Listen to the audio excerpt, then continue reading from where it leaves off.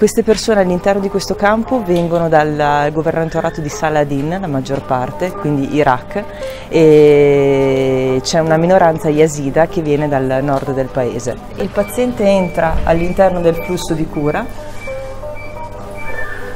e qui inizia la fase del triage, dove vengono presi i parametri vitali.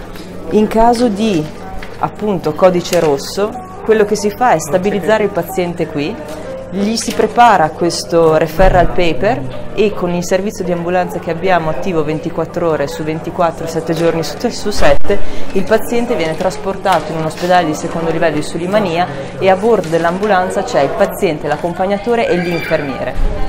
All'interno della clinica lavorano 15 infermieri, 9 dottori, 4 farmacisti e 3 laboratoristi.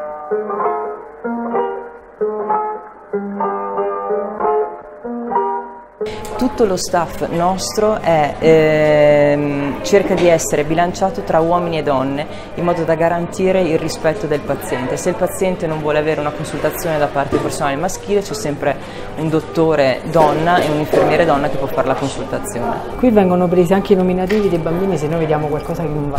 Sempre detto di questo bambino che è entrato adesso, ho preso il numero della tenda perché ci è sembrato parecchio sporco, quindi prossimamente andremo a controllare in tenda com'è realmente la situazione.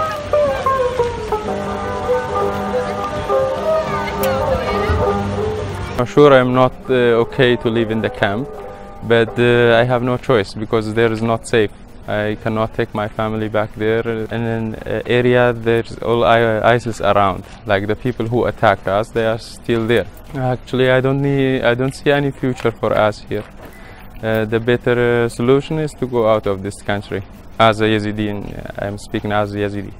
So there is some ISIS members are living in this camp. They cannot go back to the area because it's not safe because of them, because of Shia militia.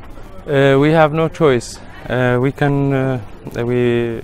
deal together. We have no choice because we are living in one camp. This is UNHCR who bring us all in this camp. So we have no choice. مشكلة منها بو زواجي دوي كربون خلق شنقار اجبر ايك بيبي هيا مندالي من هيا وقو زواج كربون ده بس او دربنيني بكات هارو كاري دربنيني بكات او اذا عجبرن حتى نون تشتكي جي نزانن.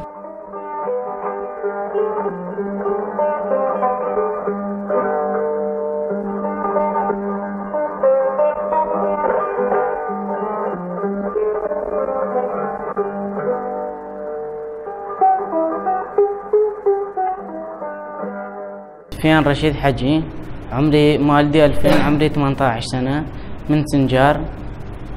سبب الإصابة أسير كنت عند داعش في سوريا.